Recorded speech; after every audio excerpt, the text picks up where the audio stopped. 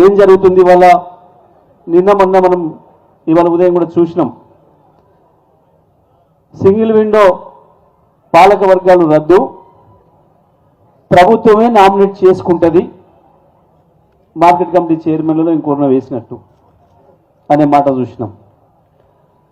మొన్న మొదటి రోజు నాడు సర్పంచ్ ఎన్నికలు అయిపోయినాయి, మనకే బాగా వచ్చింది, వెంటనే ఎంపీటీసీ జెడ్పీటీసీ ఎన్నికలు పెడుతున్నామని చెప్పి లీక్ ఇచ్చారు.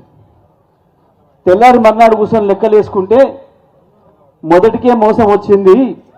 మన వాళ్ళు పోలీసులు అధికారులు అందరు కలిసిపోయినా పీకలేకపోయారు, గులాబీ సైన్యం ముందట నిలబడలేకపోయారు, ఇప్పుడు ఆ ఎన్నికలు పెడితే మన పని అవుతుందని చెప్పి పీక్కున్నారు, వెనుకకు పోయింది.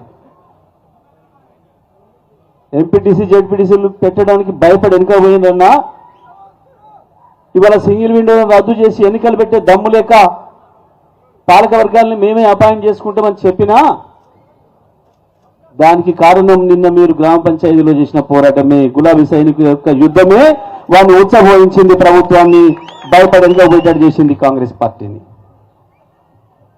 ఏం చేస్తున్నారు? నిన్న ఇవాళ లీక్ ఇచ్చారు. ఇవాళ ఏం లీక్ ఇచ్చారు? టెలిఫోన్ ట్యాపింగ్ కేసులో కేసీఆర్కు నోటీసు, కేటీఆర్ నోటీసు, హరీష్ రావుకు నోటీసు ఇస్తున్నారు. ఇప్పుడు ఏడట, ఇప్పుడు ఇస్తున్నట్టు ఇలా లీక్ ఇచ్చి అసెంబ్లీ అయిపోగానే ఇస్తాడట. అసెంబ్లీ అయిపోగానే ఇస్తాడట. ఎంతకాలమైంది దీన్నే మాట్లాడబట్టి? వాడు ప్రభుత్వం ఏర్పడ్డ మొదటి రోజు నుంచి దీని గురించి ఏడవని రోజు లేదు. వాడు కరెంటు మీద ఏడ్చిండు, వచ్చిన రిపోర్టును కిందంగా లోపల పెట్టుకున్నాడు, బయట రానికుండా, ఇది చూస్తే నా ఇజ్జత్ పోతుంది అని. కేసీఆర్ మల్లెపూలాగా ఉన్నాడు రా కొడుక, ఇలా ఏమీ లేదు, కేసీఆర్ చాలా అద్భుతం చేసిండు, 24 గంటల కరెంట్ ఇచ్చి ఈ దేశానికి బుద్ధి చెప్పిండు, మొత్తం మీ బీజేపీ కాంగ్రెస్ కూడా ఉంది దాంట్లో రిపోర్ట్. మనిషి అన్న కడపని చూడబెట్టుకున్నాడు కొడుకు.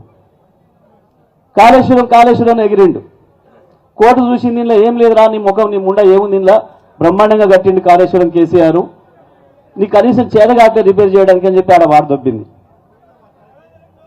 ఈ ఫార్ములా ఆ ఫార్ములా అన్నాడు, ఏ ఫార్ములా లేదు, చివరికి తీసుకొచ్చుకొని ఆడోళ్ళ పోటీలను పెట్టి వాళ్ళతో తన్నించుకున్నాడు. అయిపోయింది. నిన్న ఇంకేందో చెప్పిండు, మెర్సీ గారి కంటే ముందు ఇంకోటి కూడా చేసిండు. మనం కేటీఆర్ గారు కష్టపడి తీసుకొచ్చిన ఫార్మాసిటీలో ఏదో గ్లోబల్ సమ్మిట్ అని తీసుకొచ్చి పెట్టిండు. ఇన్ని లక్షల కోట్లు అన్ని లక్షల కోట్లు అంటే నిన్న సార్ చెప్పిండు అలా భాగవతం ఏందో, ఈయన గురువు మోడీ, ఇలా ఇంకో మధ్య గురువు చంద్రబాబుల భాగవతం ఏందో మన సార్ సాగు చెప్పిండు.